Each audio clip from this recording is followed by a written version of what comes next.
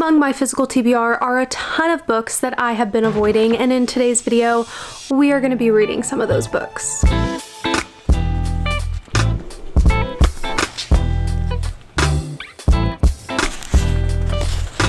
Hey guys, this is what a girl looks like when she has a favorite book. Hey besties, welcome back to my channel and welcome to today's reading vlog. You already know what we are doing. We're going to be reading books that I have been avoiding, and here's kind of how I've decided if I've technically been avoiding these books. The books I'm going to be reading today basically need to fall into one of three categories. Number one being I have been saying I'm going to read this book this month for the last 3, 4, 5, 6, maybe even more months, and I still have not read it. Number two, a book that's just been on my physical TBR for a very long time. And number three, and potentially the scariest category of them all, and that is books that I am terrified to read. And if you saw my October TBR video, then you know what book I'm terrified to read. So let's just get into that book because our first book falls into that category. Okay guys, it is time we start the first book of this video, and I'm trying to not be like super overly dramatic,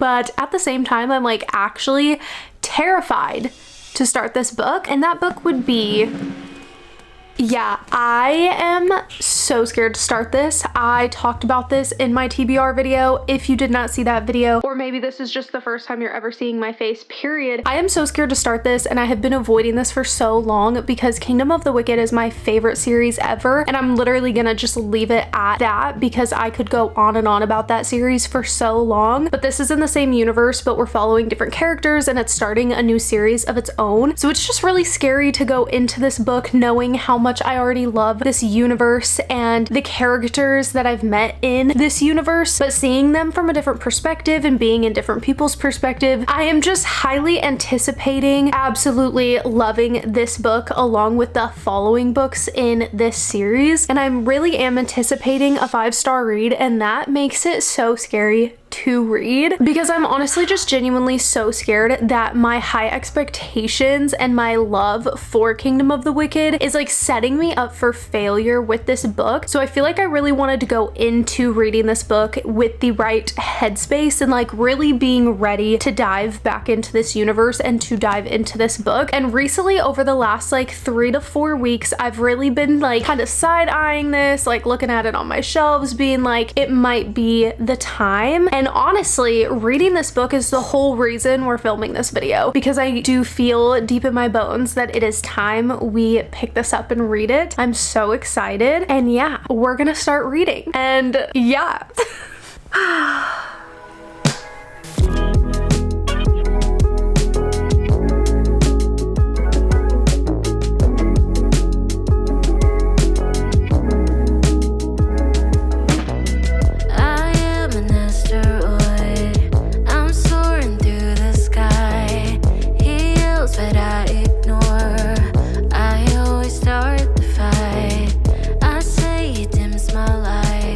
Oh my god, wait, stop. You're literally joking. I was just going to add this to my bookly, looking at how many pages it has so that I can add it properly to my bookly, and I see in the back there's an exclusive scene, and you know who it's with?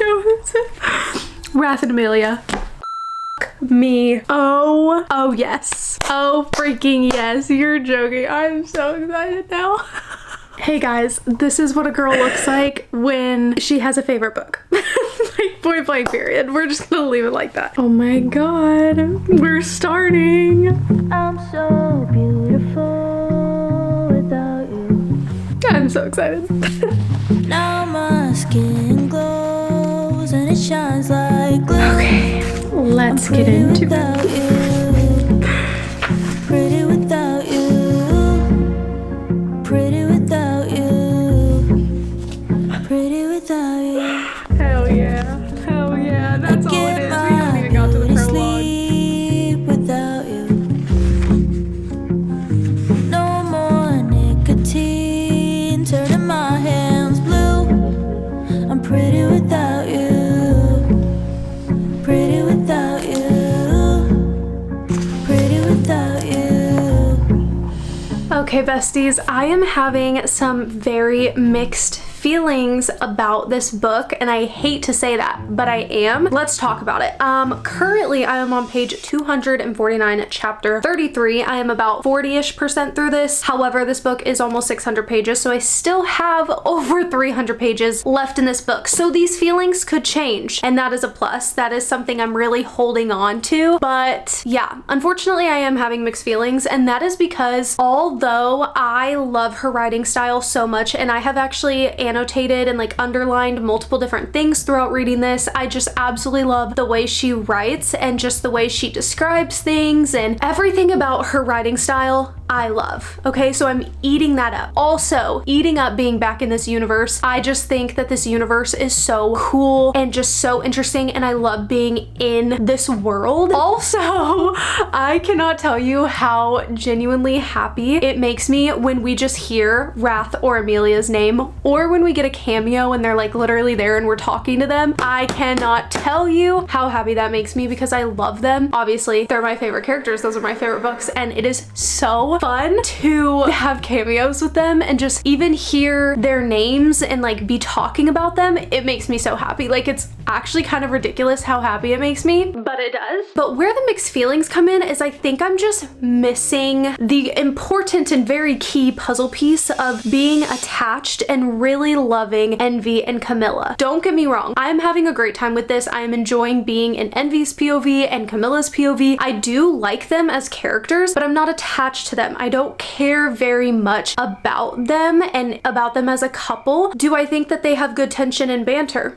Yes, this book is definitely a lot spicier than Kingdom of the Wicked, which I did go into this expecting that, so that didn't really shock me, but I'm still enjoying my time and I do like them, but I'm not attached. I'm not feeling those 5-star feelings. I'm not feeling super excited about them, if that makes sense. I'm still enjoying my time. I do think every time I have picked up this book, I have been pretty easily getting very enthralled into the story. It's not taking me long to just fall head first and just be fully locked in on the book and like set distractions aside, but I'm just missing that piece of being attached and really loving these characters, which is pretty unfortunate. But again, there is still over 300 pages left, so those feelings could change, which is great. I'm really holding on to the hope that I could grow more attached to them as we go. So that's the update. We're gonna do some more reading, and I mean, obviously I'll give you another update, but first things first, we gotta do more reading.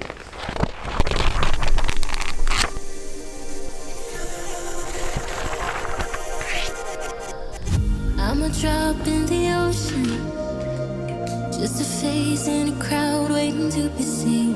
Big dreams set in motion, I wanna go where no one's ever been. I would climb the highest mountain, I would dive the deepest sea, just so I could make you feel what I feel. Aiming for the sky, yeah, I really thought we'd make it. Got my head in the clouds, but I can see the world from up here, from up here, from up here, the world from up here. Okay, I am 450 pages into this book now, so we have just a little over 100 pages left, so we are almost done with this book, which is kind of insane. Obviously, since I'm almost done with this book, my feelings and my thoughts have been developing a little bit, so I thought I would come and talk to you guys about them, and more specifically talk to you guys about one very specific thing, and that is the physical and sexualness of this book. Did that make sense? I don't know. Basically, I just feel like as I've been reading and getting further into this book, I've really realized that I think one of the biggest reasons I'm having trouble really getting attached to them as people, but also getting attached to them as a couple, is because it feels super physical based and it's just super sexual.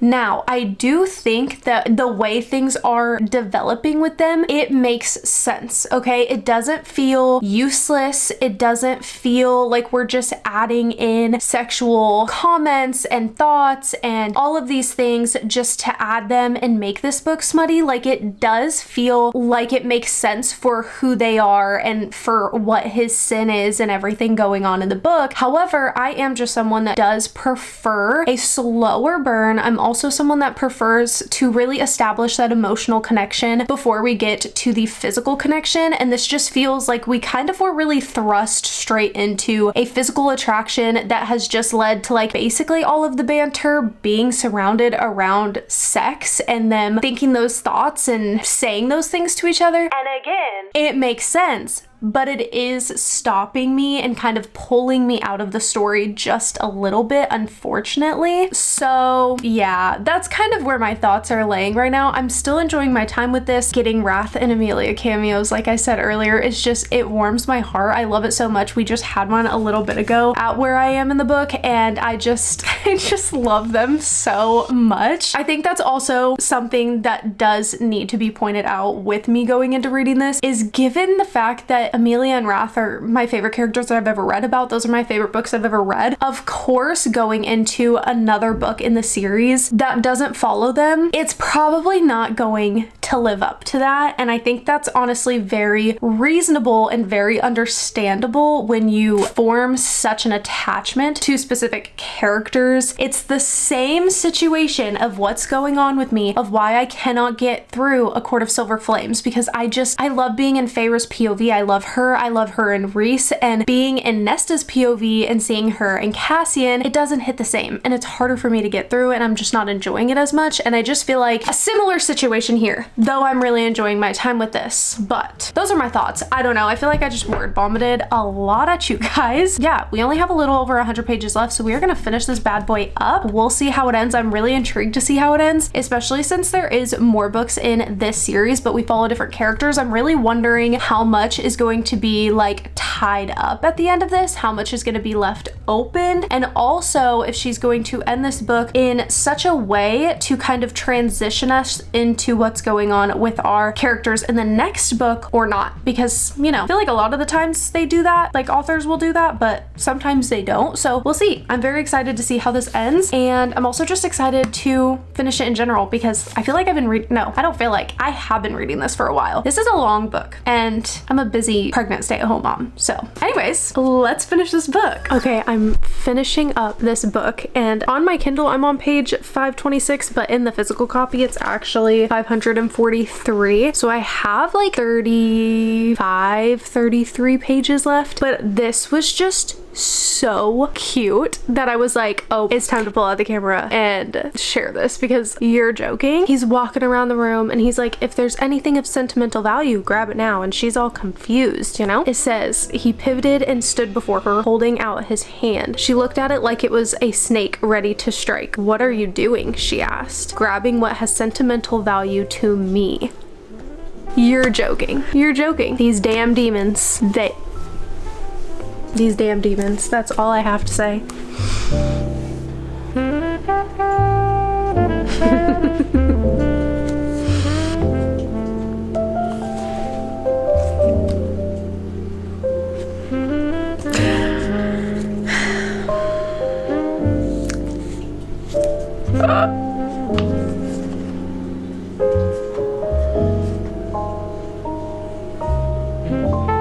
I'm so excited to continue this series and just read the books of all of the brothers, because right now they're just all together celebrating, and them all interacting makes me so happy. Also, I cannot wait for Sloth's book, and why do I feel like she's gonna write his last? But I cannot wait for his book because he's like our little reader demon. Like he is a reader, and I just feel like I'm gonna love him and his story so much. Actually, I think I take that back. I think Pride's book will actually be last, but I feel like she's gonna drag out writing Sloths as long as possible, because there's no way I'm the only person that's dying to read his book. I feel like that's gotta be a popular opinion, but I have no idea. Who is the book that is coming out about?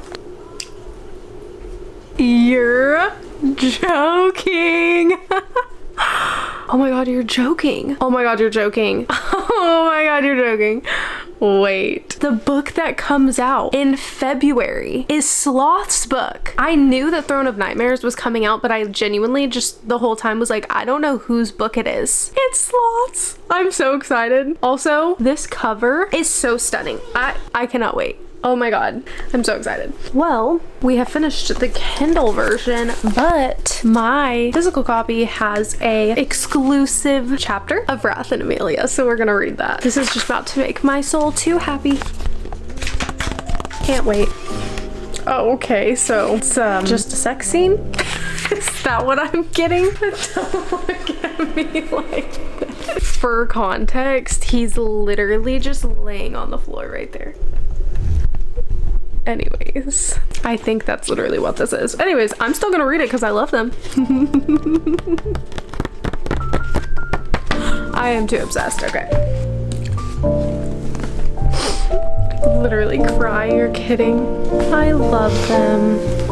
That really was just a sex scene though. I was hoping for more than that, but that's okay. I love them. And now we're done. I don't even know what to do with myself now that I finished this. I guess I'll see you guys later for the review. Throne of the Fallen by Kerri Maniscalco. Let's talk about it. So some points I had brought up earlier that I feel like we do need to expand on a little bit is mainly the lack of attachment I was feeling to Camilla and Envy, and just feeling like a little disconnected from them individually, but also them as a couple. Unfortunately, that did continue throughout the rest of the book. I would still say that I love them. I love this universe. I love like everyone good anyways in this book, in this universe, in the Kingdom of the Wicked trilogy. I do still love them, but I'm not in love with them. And I feel like a big reason for that is what I was saying in my last update about the spice and the smut level. I feel like their relationship did kind of stay pretty physical throughout the entirety of the book. Again, it made sense for their characters and like who they are and like what his sin represents and all of this stuff. Like it made sense. It's just not personally my favorite thing to read about. I do, like I said earlier, prefer to expand on the emotional connection first. And it was kind of like that wasn't explored very much in this book, at least from like my perspective reading it. Now I will say towards the end of this book, we did get to see some really beautiful like emotional moments between the two of them. But I do just kind of wish that we got more of that throughout the entirety of the book rather than just this what felt purely physical based. But again, there's nothing wrong with that. It's just not my personal taste. But other than that, I really enjoyed this book. I really love the writing style that she just has in general throughout this book and the Kingdom of the Wicked trilogy. And I love this universe so much. I think the plot and the journey we were going on and all the events that were happening was really interesting, and I really enjoyed the journey that this book took us on. I really enjoyed seeing how everything played out and unfolded. It just wasn't a favorite book. It didn't stick out to me the way that like a favorite book and a 5-star read would. However, I'm really excited to continue the series. I feel like I'm really going to love and enjoy all of the following books in this universe, even if they're not favorite reads, even if they're not all 5-star reads. I just love being in this world, and I think I will thoroughly enjoy my time being in this universe with any of these characters, even if they're not my favorite couple, even if it's not a 5-star read. I think I will just love it regardless, and I'm so excited to now go on and read Throne of Secrets, and I'm so excited for Throne of Nightmares to come out in February now that I know it's Sloth's book, because I'm so excited to read about him. So that's my thoughts. I ended up settling on a 4-star for this, so great rating. Again, not a favorite, but I really enjoyed my time with this. I would still highly recommend this. I would just really preface, if you haven't read the Kingdom of the Wicked trilogy and you don't already love this universe and you're someone who's not a huge fan of like smut and spice and like physical starting relationships and connections, I don't know that this would be the one for you, but I would still recommend it, especially if you've read the Kingdom of the Wicked trilogy and really loved it. So that is all for this, and now it's time for our next book. Okay, so our next read falls into the category of I've been saying I'm gonna read this book every month for the last like 6 months, and I still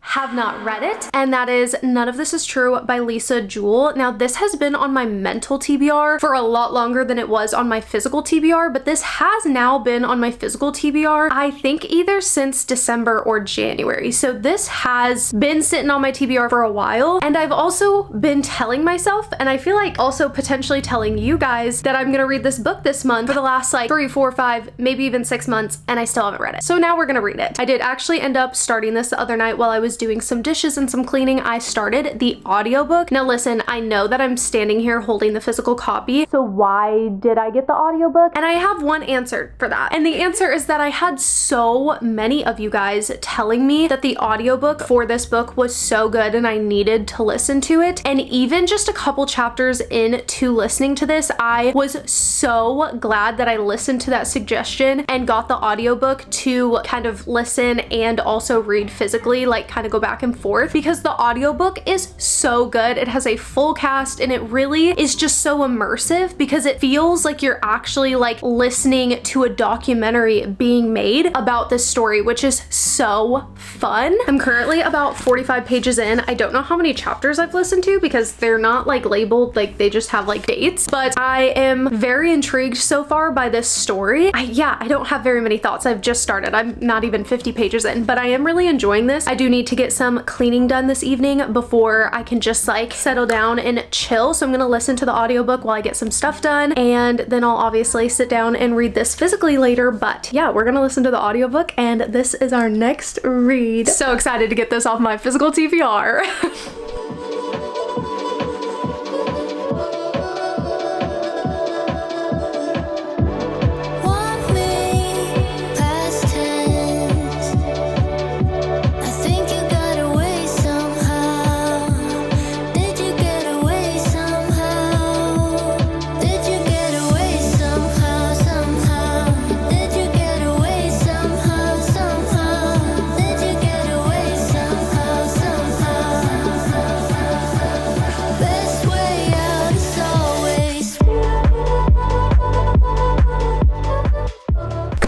You live with a reading update. I don't know why that was so aggressive. Anyways, I'm actually very excited to talk to you guys about this book though. I am currently on page 241. We're about 66% through this book. So I've gotten through a lot of this since telling you guys that I was starting this book. So let's talk about it. So first of all, this book is so unbelievably bingeable. I am flying through this book. This book is so captivating and enthralling that the other night I was listening to the audiobook, getting some cleaning done, and then I went to go take a shower and I went to turn the audiobook off, but I was so invested that I was like, you know what? No, I'm gonna listen to this audiobook while I shower. Then I proceeded to get out of the shower, sit down in bed, and grab my physical copy and read some more. And that has never happened. I have literally never listened to an audiobook in the shower because that seems odd, right? No, I couldn't. I had to keep going. Okay, so if that doesn't tell you how just utterly captivating and enthralling and attention grabbing this is, I don't know what will, honestly. I also just think that the layout of this book is done so incredibly well. I love that we are not only getting Alex's POV, who is the podcast host, but we also get to see Josie's POV, who is, I don't know what to call her other than the crazy lady. But then we're also getting parts of this book that are like setting the stage for a documentary that is being made about this story, and we're getting to read or listen to recordings from the podcast that they're filming, also interviews with other people that live in their community, people that they know, and I just think this was laid out so well. And it's also, again, just goes back to my first point where I think the layout truly does help with the attention grabbingness of this book. I'm truly just thoroughly enjoying my time with this book so much. I'm not necessarily getting 5-star feelings, but I haven't had so much fun like listening to an audiobook and reading a book in a while. Like, this has just been so fun and so intriguing because as for what I think is gonna happen, your girl doesn't know. I have no idea where this book is going to go. Of course, I have some little theories here and there, but some of the theories that I had have already been proven incorrect, which kind of sucks. but also does it suck, because I like to be surprised, and I feel like this book is going to surprise me. I have no idea how this is going to end, and I fully expect to be so shocked by the end of this book. And also, again, I'm pretty sure I said this earlier, but thank you to all of you who told me to listen to the audiobook of this, because going back and forth between listening to the audiobook and reading it physically has been so fun, because the audiobook is so good. So if you are thinking about reading this book and you haven't yet, or maybe you have and you really liked it and maybe you want to reread it, the audiobook is so good and I cannot recommend it more. Like, if there's ever a time to listen to a book via audiobook rather than sitting and reading the physical copy, this is one of those moments, okay? Because it is so well done. It is so immersive listening to this audiobook. I love it. So that is my update. I am probably gonna finish this either tonight, and if not tonight, then I'll probably end up finishing it tomorrow morning. I'm so excited. So let's continue reading and let's get my reaction to whatever the heck is gonna happen at the end of this book. Opening, closing, all in one day. Blue sky, then violet rain. Feeling the dirt shift, sensing the change. The dog has been shaken outside of a grave. Opening, closing, statements to phrase. Radio channels, curses or praise. News and instruction on nets for the pain. Bad conditions breaking everything. In this strange weather, a time to be alive. In capital letters with no wind in sight. Close together just feels right. In this strange weather. Okay, we have finished our second and final book for this video. Let's talk about it. This book was honestly so interesting, but I will say I'm still slightly confused by the end of this book, because I feel like it just seems like everyone is telling half truths and everyone is telling at least a little white lie here and there, and it makes it really hard to understand who is really telling the truth, though I feel like that's the point with how this book ends, is to really keep you guessing and being like, okay, what is really going on? Though we do get closure, but we also don't. Does that make sense? I think this book was so fun to read and listen to, though I will say I do wish there was more kind of twists and turns. I feel like there wasn't much shock value to this book, and there wasn't any crazy plot twists, though there's obviously some things that happen towards the end of this book that you're like, oh, whoa, but it wasn't anything crazy. It wasn't anything that had me being like completely floored, I didn't see this coming type thing. And I do just wish that we had a little bit more of that, because that is something that I do really love in a mystery thriller, is the shock value and the plot twist. I love when a mystery thriller keeps me so much on my toes that I don't know what's gonna happen next, and then when something crazily unexpected happens, I feel like we can kind of tell throughout the buildup of this book where it's going, though obviously, again, there's still things at the end that are still kind of plot twists. They're still slightly shocking, but not as much as I would have hoped for, if that makes sense. But I think this book is extremely bingeable. I think it is super captivating, and I would definitely highly recommend this book, especially if you're just wanting a fun read, or if you're looking for a good audiobook to listen to. This one was such a good audiobook. I really can't recommend the audiobook enough, and it was honestly just a really fun story overall, so I think I'm gonna give this a 4 out of 5 stars. So we had 2 4-star reads in today's video, which I feel like is pretty successful. I haven't had many 5-star reads this year, so hopefully in the next coming reading vlogs we can find another 5-star read, or maybe more than that. But 2 4-star reads back to back is pretty dang good, so I am happy and satisfied with that. Plus we got 2 books off my physical TBR that I have been avoiding reading for whatever the reason may be, so feeling good about that. But yeah, I hope you guys enjoyed this video. If you did, don't forget to give it a thumbs up and subscribe if you are not already, because we have a lot of fun over here and we want you to join the fun. And with that being said, I love you guys so much, and I will see you in the next one. Peace. Would you believe me if I said I really need a pee? Of the bet to whoa. Sorry. This looks fucking fire though. Hell yeah.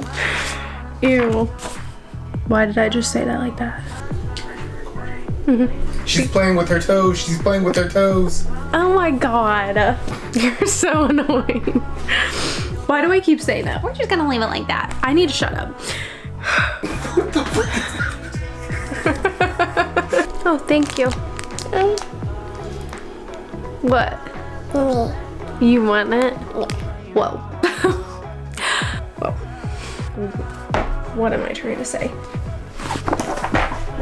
Got some favorite colors. How do you know that blue is my favorite color? Yeah, it is. I don't know. Whoa, whoa. Is it gonna be fun? No. Expand is the word I'm looking for. What's your favorite color? Blue too? Blue too? Yeah. Oh, okay. Oh my god. Whoa, whoa, whoa. There goes my water bottle. Bye.